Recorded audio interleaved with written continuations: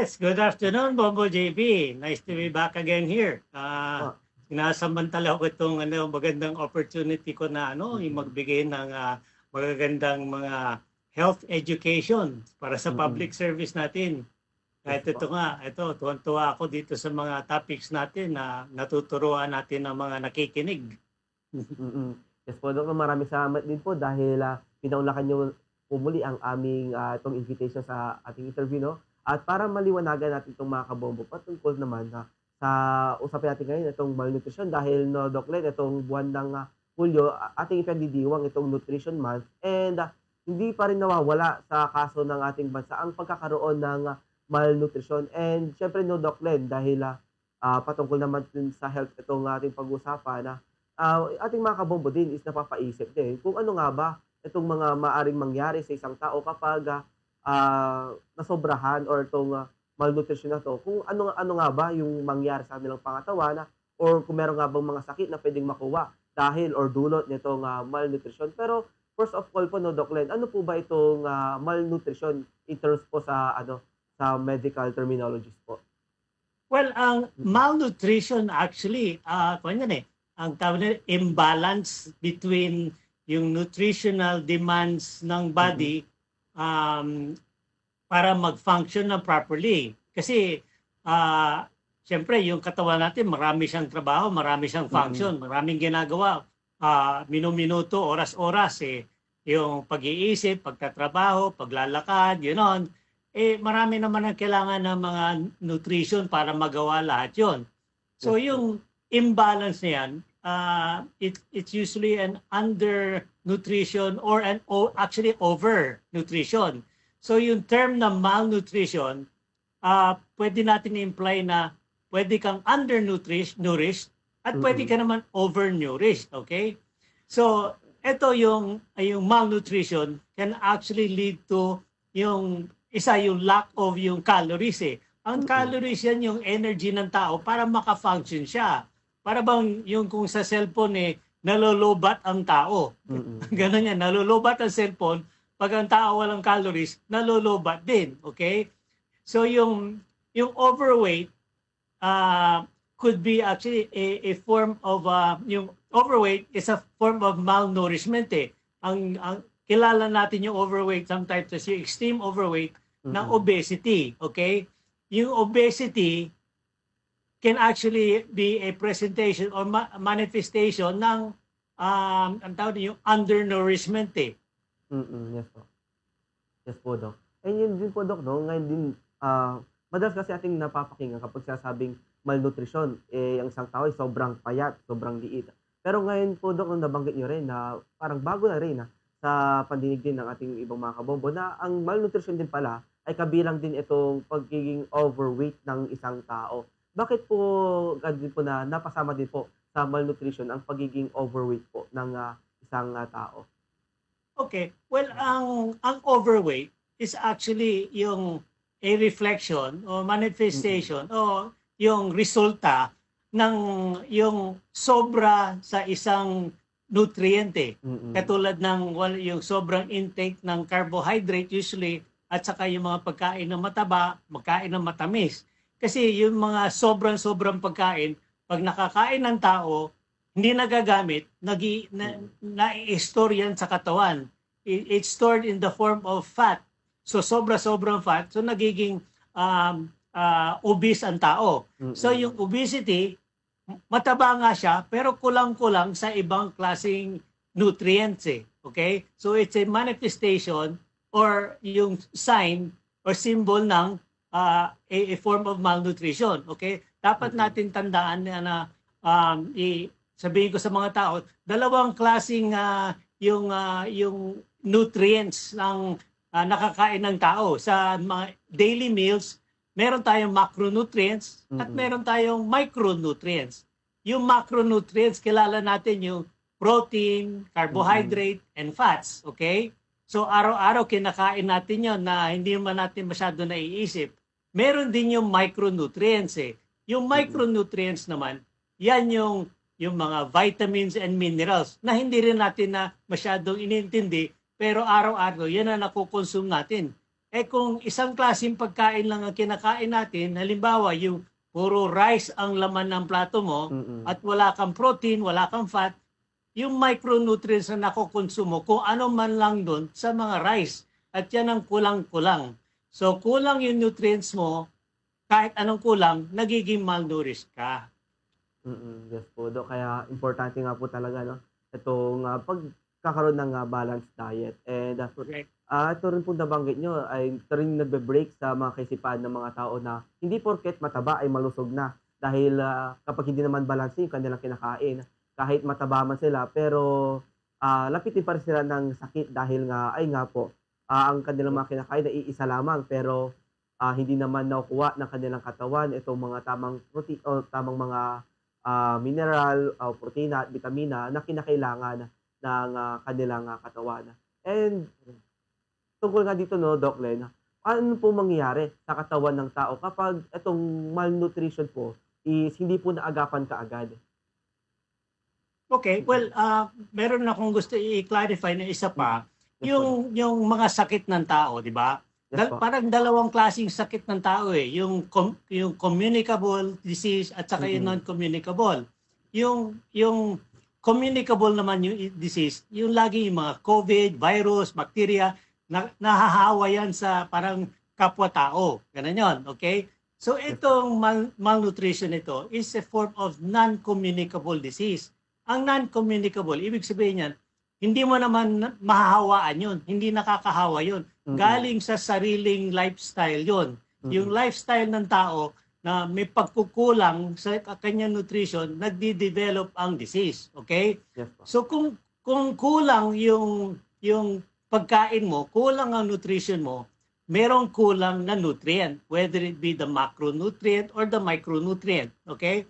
Yes, Ang isang mahalagang bagay na nawawala pagka merong malnutrition, isang protective system na importante sa katawan natin ang nagbe-breakdown.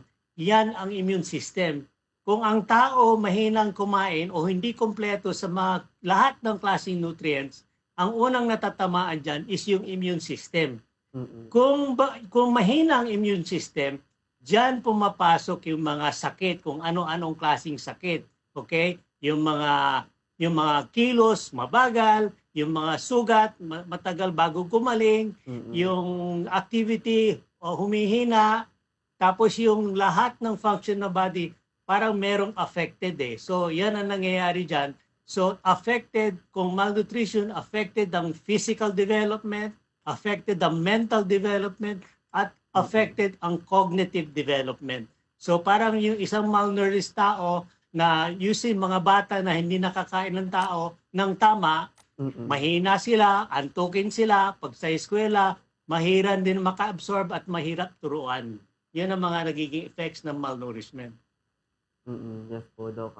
And since ito po, Doc, ang kadalasan po kasing nakikita natin sa ating bansa, ang naapektuhan po ng malnourishment is itong mga bata, lalo na sa mga edad na itong papasok sa elementarya. Kaya nakita din po natin, no, yung mga aktibidad ng mga ating gobyerno patungkol dito sa paglaban sa malnourishment. Kaya nagkakaroon sila ng mga iba't ibang mga feeding program na inilulunsad sa bawat paaralan para mapakain yung mga kabataan. Pero regarding po din sa mga kinakain po ng mga bata, kung dito rin po sa kanilang sariling bahay po, ano nga po yung mga dapat pong kainin ng mga bata sa umaga, sa hapon, or sa gabi po para maiwasan po nila itong malnourishment po? Well, ang dapat nga kainin ng mga bata doon nag-start ng malnourishment, yung mga balanced diet nga. Balance ang sinasabi natin. Ang balanced diet consists of, well, tinuturoan niya yung food pyramid eh. Nakikita natin sa elementary yan eh. Yung pyramid na galing sa taas, pababa, kompleto yan eh. Merong protein, merong carbohydrate, merong konting taba, merong gulay, at gano'n. So, kung isipin natin, yung matamis, yung maalat, yung mataba, nandun naman din lahat yun eh, sa yung balanced diet. Pero in good proportion. So, ang advice ko sa mga parents na magbibigay nitong balanced diet, bantayan ng yung nutrition ng bata na meron lahat ng nutrition na dapat nasa balanced diet, okay? So importante din, aside from yung balanced diet na may sapat na carbohydrates, protein, and fats, kailangan talaga natin i-supplement yung vitamins and minerals na nabibili sa mga vitamin supplements. Kasi yung mga pagkain na binibigyan natin araw-araw, hindi naman natin talaga ma-assure na 100% ang full nutrition diyan. Kaya tayo nagbibigay ng vitamins and minerals na supplement na nabibili dyan sa mga katulad ng multivitamins eh. And yun din po, Dok, no? Matanggit natin dahil syempre mahalaga ang vitamina sa katawan ng isang tao. Pero hindi naman din na masabi rin natin na hindi rin lahat ng mga tao is afforded na ma-maintain yung regular na magkaroon ng mga vitamins. Meron po ba kayong marerecommend, Doc, na parang alternative po sa mga mabibiling vitamins sa butika para mapanatili po nila yung vitamin intake po ng kanilang pangangatawan po? Well, actually, yun nga sabi ko, yung normal, balanced diet, meron talagang yung a certain degree of vitamins and minerals. Pero kung alam mo naman yung mga pagkain ng Pilipino, bago inahain yan, minsan niluluto, minsan overcooked pa nga eh. Kaya nababawasan ng nutrition ng yung kinakain natin mga pagkain. Okay? Pero yung proteins, carbohydrates, and fats dun sa regular diet, dapat i-supplement yan sa yung mas rich na fresh na foods katulad ng fruits and vegetables eh. Kasi yung fruits and vegetables contain higher amounts of yung mga essential vitamins and minerals na kailangan natin ng sa daily activity. So yan, ang tip ko lang is damihan nyo lang sa diet ng mga bata ang fruits and vegetables, yung fresh fruits and vegetables eh, hindi yung niluluto. Yes po, Dok. Kaso nga lang, di ba, Dok, ngayon napapansin natin sa mga kabataan ngayon na marami rin yung mga maarte sa pagkain, sa pagkain ng gulay. Karamihan sa mga gulay ay ayaw nilang kainin at nasanay sila sa pagkain ng mga processed foods, sa mga karne. Kaya kadalasan nagiging problema din ng mga magulang, ng mga parents natin ay hindi na nila alam kung anong lulutuin nila para sa kanilang anak. Dahil yun nga, nagiging maarte sila, nagiging choosy sa pagkain, kumbaga, and nasanay sila sa pagkain ng mga fast foods, and sa mga junk foods. Kaya, ito rin po, Dok, no, siguro yung nagiging rason kung bakit nagkakaroon ng malnutrition sa ating bansa dahil maging itong mga bata ay hindi nasasanay kumain ng mga malulusog na pagkain, no, Dok? Yes, well, diyan papasok ang yung mahalagang role ng mga magulang, okay? Kasi yung mga bata talaga mahirap pakainin niya ng yung very yung mataas na sustansya. Pero ang parents dapat nilang malaman din kung saan yung mga high nutritive value na foods, okay? Mahirap nga turuan ng bata pero kailangan talaga pilitin. May education naman din yan eh. At yung mga importanteng nutrition, yung mga kailangan ng tao, hindi naman isolated sa isang klaseng pagkain. Halimbawa, yung mga vitamins. Ang vitamins, vitamin A, B, C, ganon, nakukuha sa different kinds of foods. Okay? So, importante hanapin ng magulang kung ayaw ng bata ng ganitong klaseng pagkain na rich in a certain nutrient, hanapin ng magulang yung pagkain ng gusto ng bata na nandun din yung nutrient na kailangan niya para yan ang ipilit sa kanya. Ganun, kasi mahirap pilitin sa bata yung ayaw niyang kainin kasi masisira naman din yung appetite ng bata. So hanapin lang yung mga pagkain na rich in the nutrients na kailangan din ng bata. Yes po, Dok. And kayo rin po ba sa health sector po, Dok? Ano po yung marerecommend niyo po parang pag-schedule po ng mga pagkain po sa isang pamilya? Kumbaga, sa isang araw po ba, Dok, dapat nire-require natin na magkaroon ng gulay sa kanilang hapagkainan? Or kahit every other day po na magkaroon po ng mga gulay at susunod na araw naman po, ay kahit magkarne po sila buong araw? Well, actually, every day dapat a balanced diet eh. Okay? So, pwede naman i-subdivide yan yung whole day, yung 3 meals a day and parang 2 merienda. Pwedeng i-schedule naman yan eh. Yung the 3 meals a day have the basic yung macronutrients, yung protein, carbohydrates, and fats, okay? And the vitamins and minerals can be distributed yung in between. Kasi yung vitamins and minerals, usually nakukuha yan sa fruits and vegetables. Okay, so yung mga in between meals, pwede niyan yung fruits and vegetables. Hanapin na lang yung fruits and vegetables na gusto ng bata, na rich in the vitamins and nutrients na kailangan ng mga bata. Yun education ng parents para dalhin doon sa mga bata para sapat sa buong araw, everyday actually yan Kasi hindi mo naman pwedeng gawin every other day ang pagbigay ng mga itong importanteng nutrients. Kasi talaga dapat meron naman day na hindi niya makain yon. Di try na lang the next day. Baka the next day mas in the mood naman para kainin yon. Di i-doble na lang yung quantity, okay? Pero dapat talaga every day there's a balanced diet and there's a balance in the nutrients na binibigay sa individuals. Yes po, Doc. And rin po, Doc, matanong natin, maliban po sa pagkain, ano pa po yung mga mahalagang kailangan gawin ng ating mga kabombo para maiwasan itong malnutrition po? Well, yun nga, it's more of an education thing Kasi ang dapat natin kausapin dito sa malnutrition para malaman natin ang mga importanteng nutrients na kung saang importanteng mga pagkain. Yung nutritionist ang specialist yan Pero it's simple lang naman If you can just eat a balanced diet na merong protein, carbohydrate, and fats, and then fruits and vegetables, malamang at malamang makukuha mo yung daily requirement. Kasi yung Food and Drug Administration, meron tinatawag na RDA, yung required daily allowance ng a particular nutrient ganon. So sa normal na pagkain ng tao, even normal kasi ang normal sa isang tao is 3 times a day, tapos pang 2 merienda. Ang problema dito sa atin, minsan hirap din yung 3 meals a day Yung mga walang pera, nagiging 1 to 2 meals a day na lang Pinipilit na lang So in between, yung merienda, actually, hindi pa nga magandang meal yung isa. So sinisingitan ng mga junk foods. Ganyan ang nagiging problema natin. So dapat, yun yung mga junk food, parang iwasan natin, palitan niya ng mga more nutritious na fruits and vegetables and yan yung mga magandang high-value nutrition foods. Yes po doon. And napapansin din natin dahil nasa Philippines tayo or nasa Asian country din itong ating titirhan.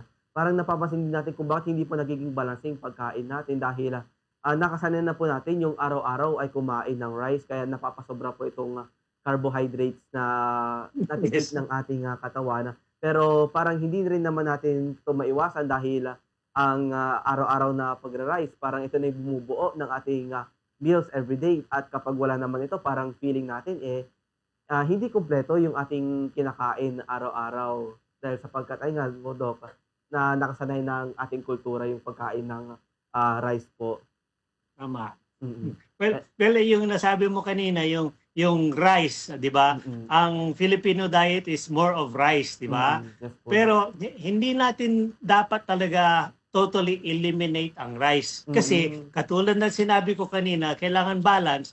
There should be rice kasi rice also contains an important vitamin which is the B complex Nga, kung tatanggalin mo yung rice, tatanggalin mo yung importanteng vitamin B complex na kailangan din ng tao. So yan ang isang example.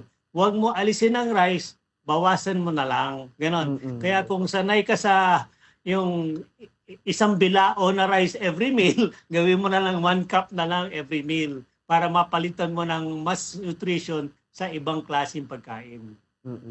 Yes po, Doc. And matang din natin, Doc, ano pong or ma-advise niyo po sa mga tao na gusto rin mag-diet, pero bigla-bigla po silang gumagawa ng OMAD or TUMAD, kumbaga 1 meal a day lang or 2 meals a day, pero hindi po nila alam na hindi pala ito kakayanin ng kanilang pangangatawan. Ano po yung kailangan nilang gawin po para ma-confirm nila na etong plano po nila is perfect fit po or compatible po sa kanilang pangangatawan po?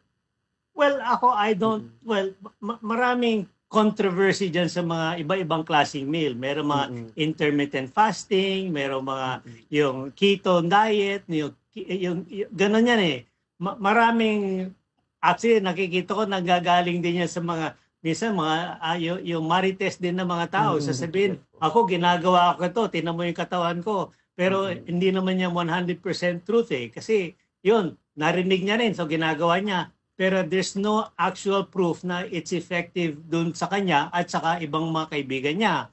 Ako, ang total recommendation ko is yung regular eating daily, hindi mo naman kailangan i-fast yan eh. Because, pero meron din kasi yung tinatawag natin na rebound eh. Kung mag-fast ka nga ngayon, hindi mo ka kumain, bukas gugutumin ka na sobra. Baka bukas mag-cheat ka naman din. Ganon. So, yung cheating is a sign na parang hindi mo naman nakakayanan yung diet. So, ako, ang recommendation ko is just para bang yung push the discipline of regular meals daily, yung pakonti-konti. Kasi kung galing ka sa yung abusive diet and yung parang poor lifestyle and puro stress, marami tayong pwedeng adjust dyan eh.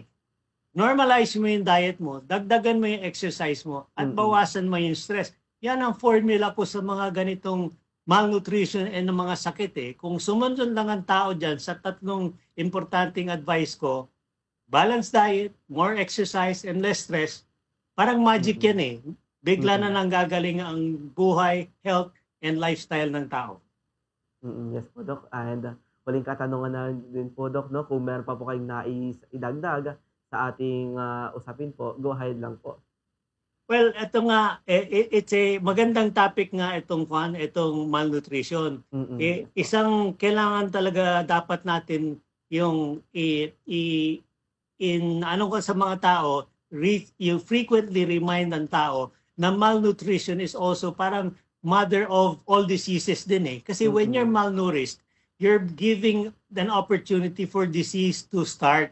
Ganun eh. Kasi humihina ang katawan mo sa malnutrition eh. So dapat i-maintain yung good status of nutrition para maganda yung defenses mo at hindi ka tatamaan ng sakit na grabe. Kung sakaling tamaan ka, merong panlaban ng katawan mo para hindi matuloy sa serious illness.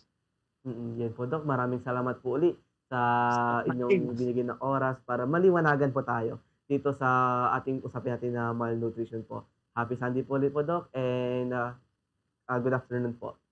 Yeah, thank you for having me. See you again next week. See you po again po.